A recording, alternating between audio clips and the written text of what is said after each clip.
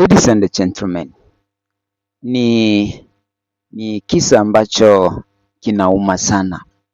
Kulitokea daktari mmoja ambaye alikuwa anafanya operesheni ya kila aina. Katokea siku moja ya kwamba yeye, kumbuka ya kwamba ni daktari ambaye alikuwa na ujuzi wa hali ya juu, mwenye maarifa, yani kila kitu, kwa sababu yeye ndiye alikuwa anategemea kwenye hospitali hiyo. Kisha baadaye ikatokea ikasadifu ya kwamba mama yake alikuwa mgonjwa na angestahili kufanyiwa operesheni. Akaamua amfanyie mama yake operesheni, namna ambavyo yeye alikuwa anajua ni mtu bora kwenye sehemu hiyo. Kwa bahati mbaya, baada ya kumfanyia operesheni, mama yake aliaga dunia, kitu ambacho kilibadilisha maisha yake na akawa mwenda wazimu.